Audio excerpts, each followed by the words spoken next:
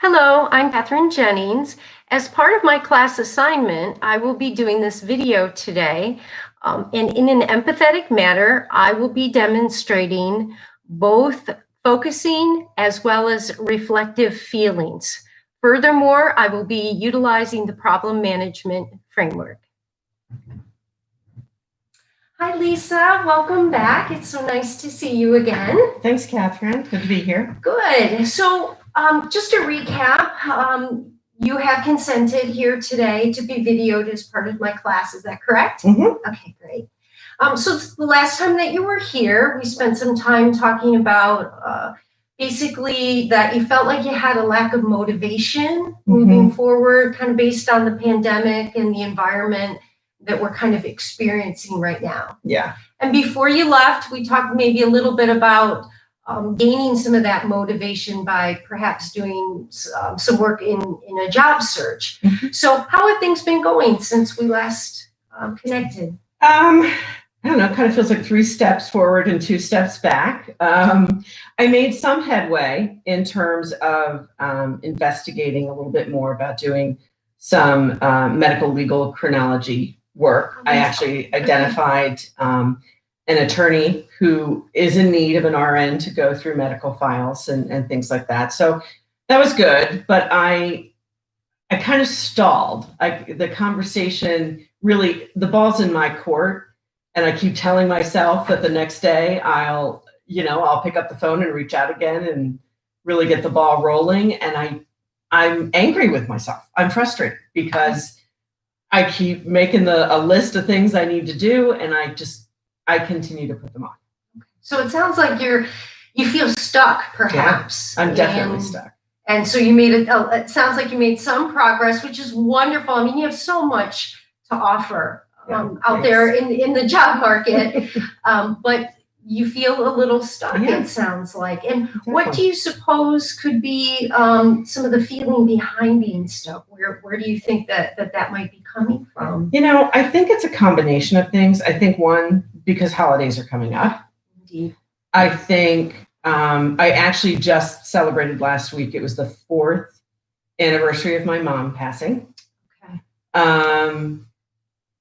The pandemic is kind of surging again, and you can't watch the news without hearing more about closures and things shutting down again. And I think just when maybe we were getting to a point that we could feel hopeful, it's feeling really uncertain again. And I kind of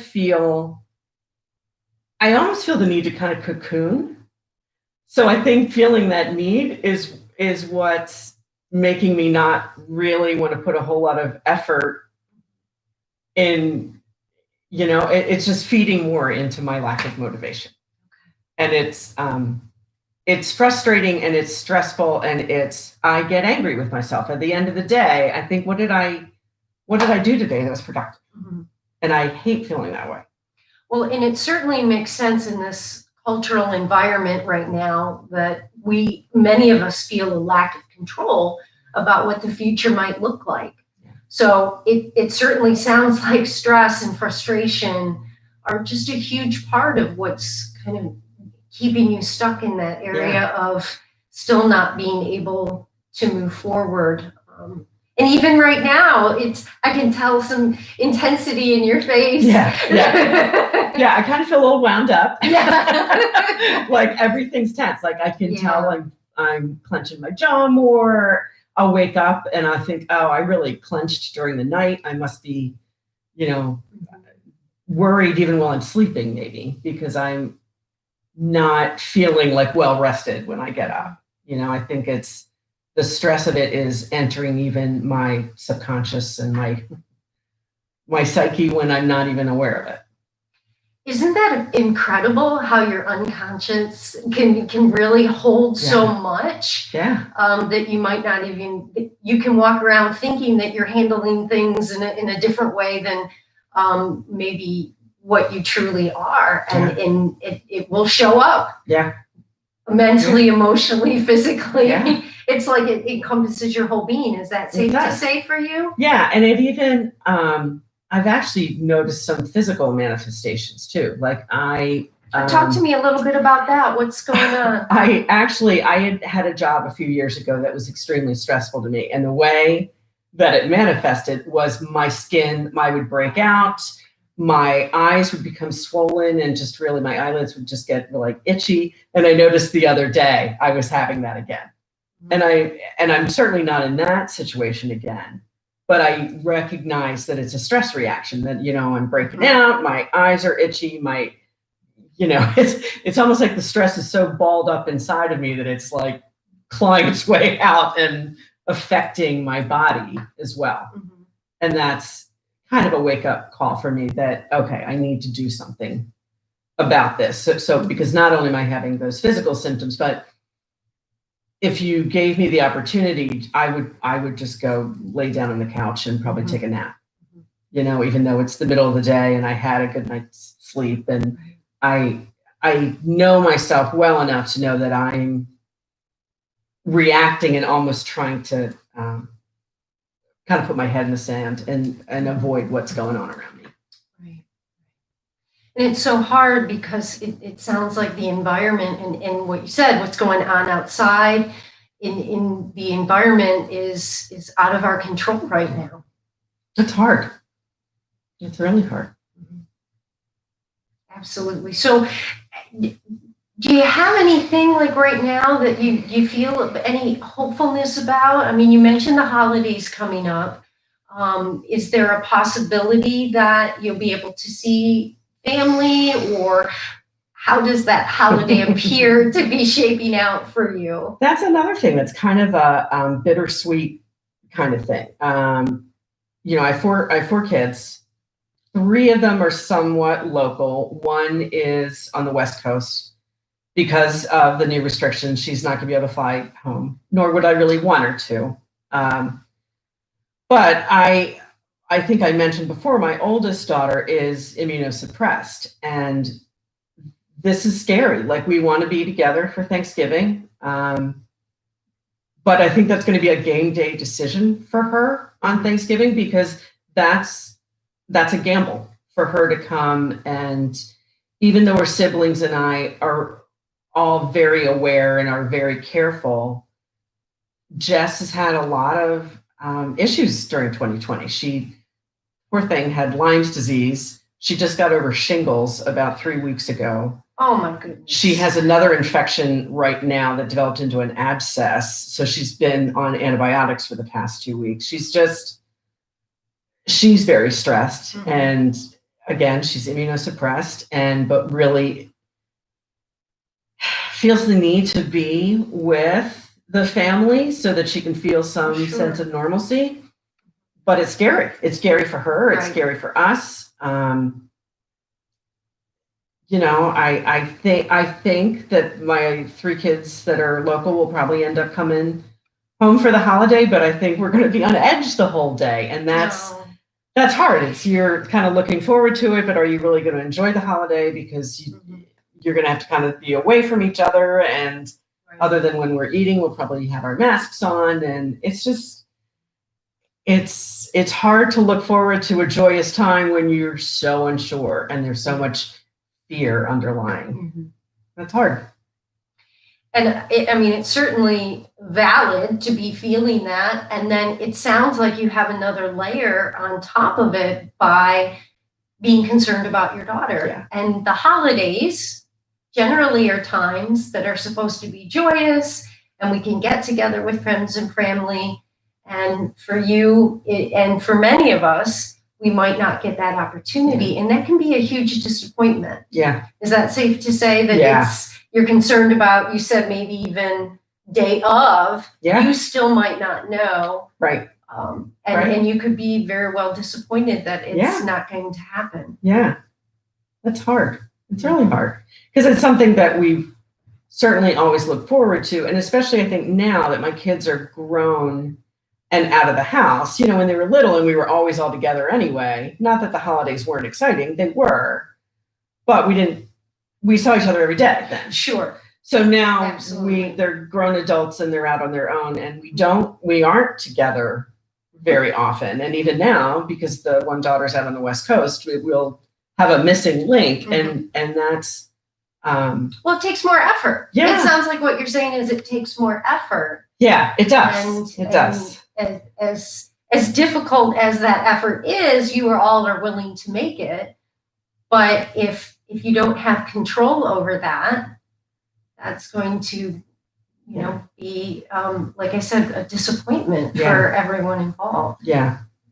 And even I think if my daughter who does have the immunity issues, if she decides that she should just stay home, I'll have two of the other kids there, but I know the three of us will look at each other knowing it's different. We don't have everybody there. And it's, I think it just makes the fear of the situation all that more tangible and palpable because it's right in your face that it's Thanksgiving and we should all be together and we're not. Can you tell me a little bit more about, you've used the word fear a few times. Mm-hmm. Can you tell me a little bit more about what those fears are for you? It's funny. I don't fear, again, I think I mentioned before, I'm a nurse. Yes. I understand the science of it. I understand the things that now the general community is doing. I've always done. I've always been, meticulous about washing my hands and being careful of things I've touched and wiping things down. And so I'm not fearful for my own health or safety. I'm fearful for my daughter who's at risk. I'm fearful of being around anybody older because I don't want to bring anything to them. I have that fear as well. I think, a lot of us do. You don't want to be the one. I don't want to be the one that you end up finding out perhaps gave it to them. Yeah, I don't want that. I don't know if I said it before or not, but my parents are both gone, but thank God. Like if my parents were still around and in the midst of this, I would be a wreck. I would be an absolute wreck. So I'm thankful for that. I'm thankful that my family, for the most part, is healthy. I think my fear stems more from what the ripple effects are to all of this. What from a mental health perspective, from a physiological perspective, I've put on the COVID-19. I've gained the 19. Yeah. Because indeed, I think a lot of people would say the 19 might be our extra weight. Right. It's no wonder the freshman 15. It's the COVID-19. Which is is funny, but at the same time could cause health issues depending upon if you have additional chronic health issues. I think the longer it goes on, the more we see what the ripple effects are. And when does it stop? I just heard this morning, which I thought was a great thing, was that Zoom for the day of Thanksgiving, I think in the free version of Zoom, they would only let you have like 40 minutes or something like that. But on Thanksgiving, because so many families are going to have to see each other that way, they've taken that restriction away for the day, for Thanksgiving Day, which I thought was awesome. Mm-hmm. I mean, I think that's the other thing that I really try to remember, that in the middle of all this chaos, there are people and companies and things that are going above and beyond to try to do things to make life a little easier or a little more enjoyable. And I thought, well, that was a nice gesture, because I'm sure half the world is going to be on Zoom for Thanksgiving Day. So. Well, and that's, that is something that could be a potential opportunity then. So if your daughter isn't able to make it that day, is that something that you guys would consider possibly doing in order to have her present? Yeah. I almost think we would set the table for both the daughter that's on the West Coast and for if Jess can't make it, and we'll have our iPhones or the laptops or something there so that we can either FaceTime or be on Zoom during that time and at least sort of act like we're together. Mm-hmm. So, I mean, we're at least trying to be creative. Well, that is a great option that you've already identified for yourself that could be a way to help potentially, although quite different, might be an option for you to alleviate, some of that disappointment, at least on the day of. Yeah, for sure. So Tell me a little bit more about some of your progression. When we talked the last time about work, you mentioned that you were going to do some research. You talked a little bit about that you had made a little bit of headway there with that. How do you feel about making that headway? Talk to me a little bit about how that transposes into that lack of motivation. I'm glad I was able to reach out, and I'm glad I was able to identify somebody who apparently needs my services, which is great. And again, the ball's in my court. So you'd think that I would be running with it. Mm-hmm. I don't want to. So you're hopeful. I'm hopeful about it. Yeah, I'm hopeful. But there's still something that's holding you back. Yeah, and it's ridiculous. It's silly. If I look at it from a rational, reasonable perspective, okay, I've got this opportunity. They've absolutely vocalized that they desperately could use my services because the person that was doing it for them in prior times has retired. So it was kind of a win-win. And I'm still sort of like, yeah, I need to get off my backside and dig in. And I don't know what's stopping me. Okay. Do you think, how do you feel about your ability to do the work? Do you have any self-conscious concerns about, well, this is potentially a great opportunity, but am I really going to be able to thrive in it? Do you have any of those concerns? I do, because it's work that I've never done before. Okay. So there's going to be a little bit of a learning curve. Absolutely. I'm hoping that I'll look at it as kind of a revisit of some of my prior strengths, because the work is essentially reviewing medical records. And I haven't worked clinically as a nurse in quite a while. So just in the attorney had sent me some files of chronologies that other folks had done for him, so I could see how it is structured, which I totally understood. But it also occurred to me that a lot of the terms are things that I'm going to have to brush up on. Okay. There are a lot of medications out there now. That makes a lot of sense. Yeah, a lot of medications out there now that didn't exist when I was practicing. Thank God for the internet, because if it were years ago and I was having to look all this up in my old nursing textbooks, it would take me forever.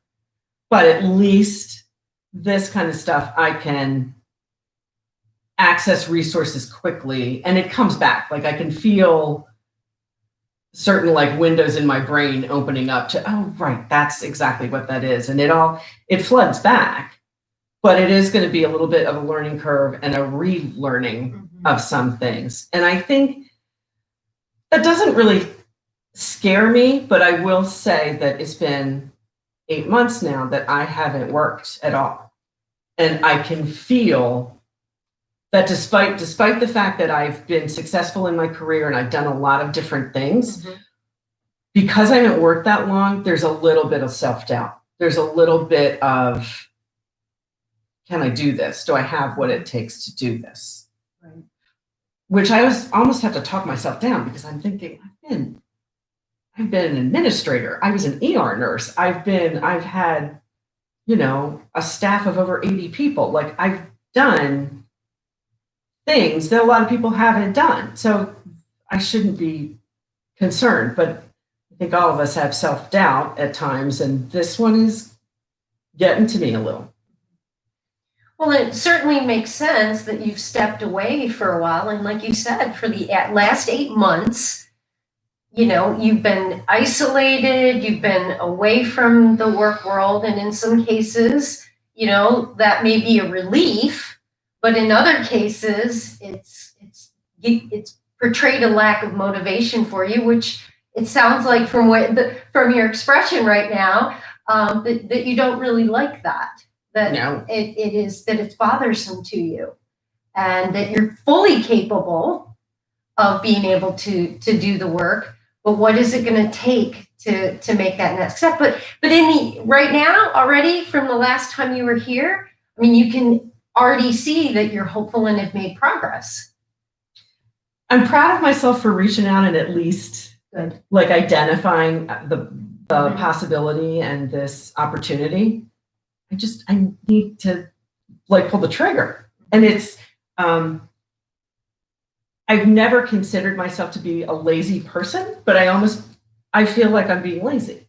I feel like for whatever reason, I'm paralyzed.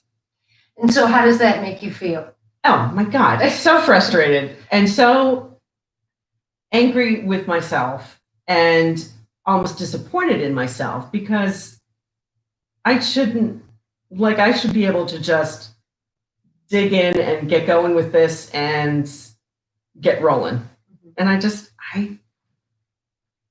there's something stopping me.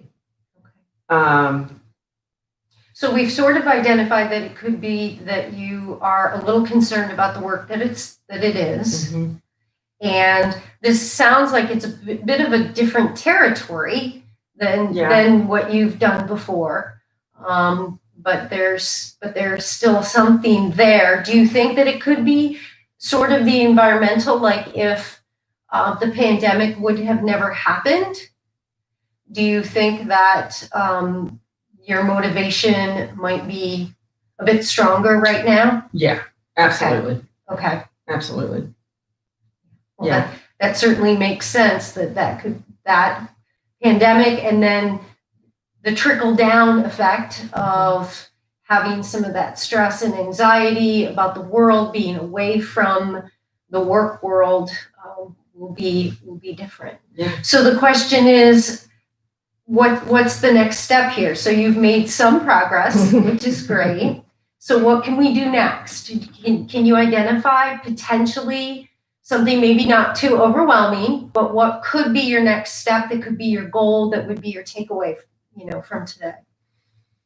I think that you could commit to. Right. Well, I mean, next week obviously is Thanksgiving, but I think I need to set a goal for myself that maybe on Monday, today's Friday, so maybe on Monday, I need to really promise myself that I am going to reach back out to the attorney and say, okay, let's get rolling. Let's go ahead and send me a case that I can start working on. Knowing that it can't be a full week because of the holiday, because he obviously won't be working during Thanksgiving and probably the day after. But if I can commit to at least start looking at a case this next Monday, then maybe I can say to him, okay, and I'll touch base with you a week from then, the following Monday, and make sure I'm on the right track. Because I do want to make sure that I'm capturing the kind of information that he's used to getting. So you need your first case. I need my first case. That is a great goal. And perhaps, and I can almost see a relief in your face right now, that if you get your first case and you feel successful from that, perhaps that may be the thing that will help snowball into a bit more motivation and a little bit more self-confidence, do you think, for yourself? I think it's that initial, it's kind of like going off a diving board. I think once I take the leap, and if I can get even if it's a small win, if I can prove to him and myself that, yes, I can do this work and I can do it in an efficient and successful way, then I'll feel better, I think. Mm-hmm. I think I just need that push. I think I need a win. I think I need to just feel like, okay, yeah, this is something I can do and I can do it well.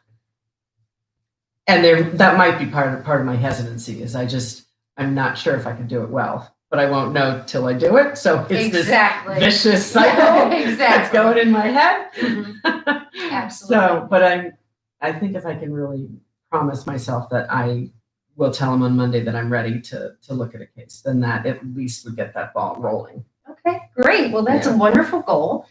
And as far as the holidays go and some of that anxiety, because we're kind of all still in flux right now, maybe that Zoom option will be be good for your daughter so that she can at least be present. Yeah.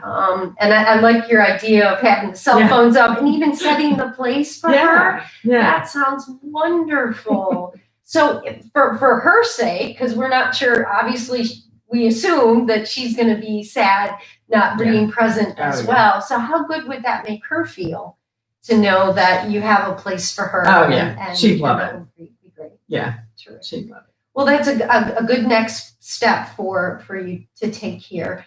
So as we wrap up today, I'd love to invite you back again and see how your progress is moving forward. Okay. And is that something that you would Sure. be open to? Okay, Yeah. great. Yeah. So we will see you next time then. Okay. Thank you. Great. Thank you.